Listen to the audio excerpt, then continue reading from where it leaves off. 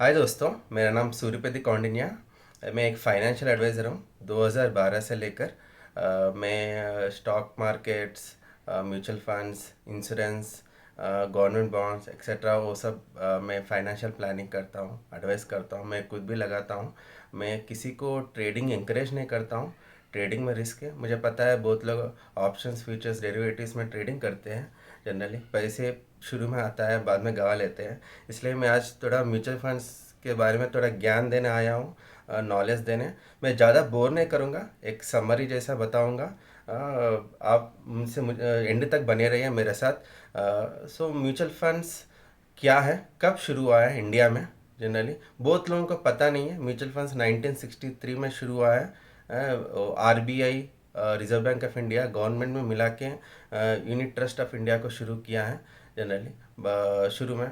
उसके बाद आके 1987 में जैसे public public sector banks mutual fund industry में एंटर हुए हैं।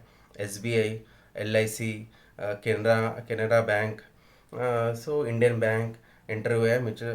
उसके बाद 1992 में private sectors mutual fund industry में शुरू हुआ है, जैसे axis, ICICI, HDFC. So first private mutual fund शुरू हुआ कोटारी पायोनियर। उसको बाद में फ्रैंकलिन टेम्पल्टन से मर्ज किया गया है। और म्यूचुअल फंड्स एक ही इन्वेस्टर्स मनी को पूल करना, अपना पैसे को पूल करके वो लोग different stocks, government bonds, रीट्स, real estate investment trust, InvITs, government उसमें लगाता है पैसा अपना, ताकि अपना ज़्यादा फ्लक्चुएशंस ना हो, ज़्यादा रिस्क ना हो, अच्छा रिटर्न्स देते हैं।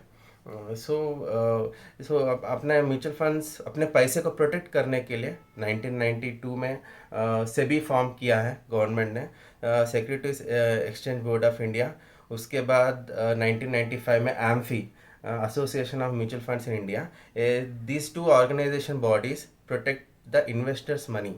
सो इसलिए अपना पैसा सेफ है म्यूचुअल फंड्स के अंदर जनरली। एंड आके म्यूचुअल फंड्स का सेबी ने क्या कैटेगरीज किया है, 5 कैटेगरीज किया है। पहली बात, इक्विटी म्यूचुअल फंड्स, हाइब्रिड, डेप्ट, इंडेक्स, फंड ऑफ फंड्स। हम लोग थोड़ा सा मैं बताऊंगा, ब्रीफ मैं नहीं बता सकता हूँ क्योंकि बहुत टाइम लेगा। एक ही वीडियो में ब्रीफ में सब बताना मुश्किल है। आज म्यूचुअल फंड इंडस्ट्री में 40 एएमसी कंपनीज हैं और 15 मोर देन 1500 स्कीम्स हैं, 40 लाख करोड़ असेट्स है। सो अब देखिए म्यूचुअल फंड इंडस्ट्री कितना जल्दी ग्रोथ हो रहा है। पैंडेमिक से और ज़्यादा ग्रोथ होना शुरू किया है। सो देखेंगे कैटेगरीज के बारे में। इक्विटी इक्विटी म्यूचुअल फंड्स में एक स्कीम के अंदर अपना पैसा ज़्यादातर मोर देन 95% स्टॉक्स में लगाता है। डिफरेंट 10 से लेकर 100 स्टॉक्स तक लगाता है, एक स्कीम के अंदर रहता है। पोर्टफोलियो को डाइवर्सिफाई होता है। ये शुरू में फ्लक्चुएशंस होता है रिटर्न्स में भी, लेकिन 5 साल के बाद एक स्टेबल रिटर्न्स देता है, एनुअल रिटर्न्स 12 से लेकर 20% तक। सो एनुअली उसको हम CAGR बोलते हैं। सो ये आप नोट कीजिए। रिटर्न्स दो टाइप्स के होते हैं, एक तो CAGR और एब्सोल्यूट रिटर्न्स। एब्सोल्यूट रिटर्न्स क्या है? ओवरऑल रिटर्न्स अपना कितना हुआ है एक साल के अंदर जो देखते हैं उसको एब्सोल्यूट रिटर्न्स बोलते हैं हम। जो CAGR क्या है? कंपाउंडेड एनुअल ग्रोथ रिटर्न्स, जो एवरेज रिटर्न्स एनुअली जो एक साल के बाद जो देखते हैं उसको CAGR बोलते हैं। और एक है हाइब्रिड। हाइब्रिड म्यूचुअल फंड 60 से लेकर 70% तक स्टॉक्स में लगाता है, बाकी गवर्नमेंट बॉन्ड्स में लगाता है। इसका रिटर्न्स आके अपने को 8 से लेकर 12% के बीच में रिटर्न्स आता है। इसका रिस्क आके 1 साल का रिस्क होता है। इक्विटी म्यूचुअल फंड्स का एक 3 से लेकर 5 साल का रिस्क होता है। और एक डेप्ट म्यूचुअल फंड्स, वो पूरा कम्प्लीटली 95 से लेकर पूरा 100% गवर्नमेंट बॉन्ड्स में लगाता है। इसका almost low risk, negligible risk है। इसको आप डेली रिटर्न्स देख सकते हो, 0.01 से लेकर 0.03% का डेली रिटर्न्स देख सकते हो। इसका आके 5 से लेकर 9% का एनुअल रिटर्न्स होता है। सो FD से बेटर है। बैंक जिसका जिनको फिक्स्ड डिपॉजिट से अच्छा रिटर्न्स चाहिए, ये लोग डेप्ट म्यूचुअल फंड में लगा सकते हो। और हम लोग अभी आके कितना लगा मिनिमम, कितना इन्वेस्ट कर सकते हो म्यूचुअल फंड्स में? देखो मिनिमम आप 500 से शुरू कर सकते हो, सिप सिस्टमेटिक इन्वेस्टमेंट प्लान।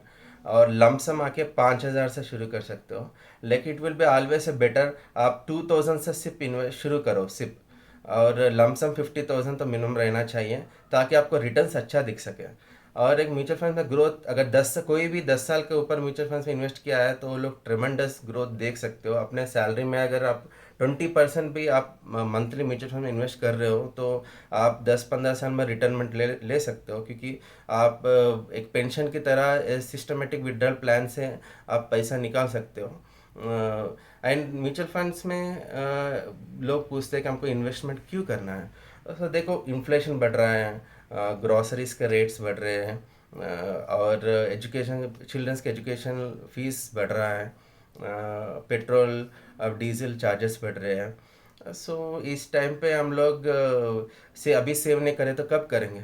और कुछ लोग पूछ रहे थे मेरा अच्छा गवर्नमेंट जॉब है, सॉफ्टवेयर जॉब है, मेरा अच्छा बिजनेस चल रहा है, अभी इन्वेस्ट करके क्या फ़ायदा। देखो, कल किसी का कोई गारंटी नहीं है। जैसे हम लोग को पैंडेमिक सिचुएशन आया था, क्राइसिस सिचुएशन आया था 2020 में, 2008 में। वो टाइम पे बहुत लोगों का बिजनेस भी फेल्यूर हो गया, जॉब्स चले गए हैं। ऐसे लोगों के लिए जिन्होंने इन्वेस्ट किया है इंश्योरेंस में या म्यूचुअल फंड्स में, अच्छे स्टॉक्स में, उनको उनके लिए बहुत फ़ायदा हुआ है। वो लोग किसी पे ऊपर डिपेंड करने की ज़रूरत नहीं पड़ती है। उनको सेविंग्स अपने लिए कभी भी हेल्पफुल होता है, सेविंग्स। और एक ये पूछ सकते हैं म्यूचुअल फंड्स में कोई लॉक इन पीरियड है क्या।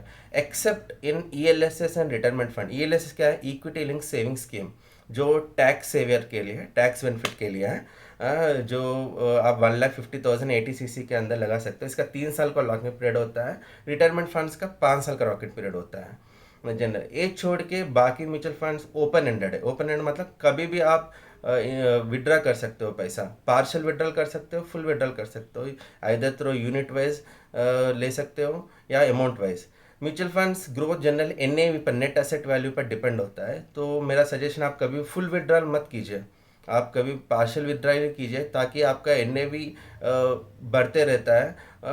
अपना पैसा उसमें एवरेज कर सकते हो कभी भी।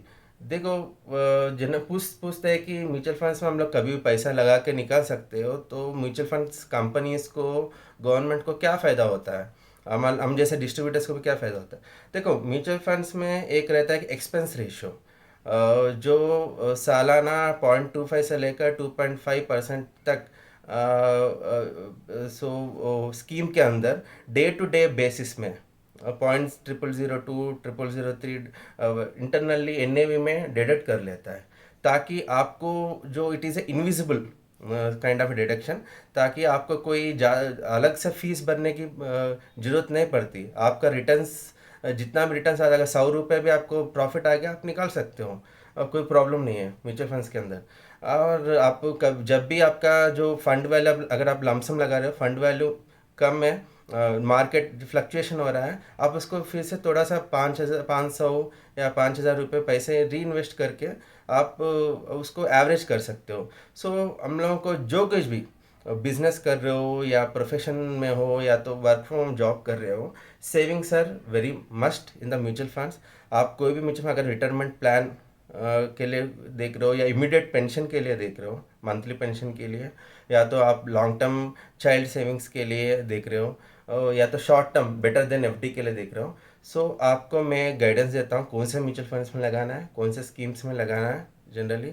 सो इसके लिए आप मुझे, नीचे मेल आईडी है, मेरा ब्लॉग है, आप मुझे कंसल्ट कीजिए कभी भी।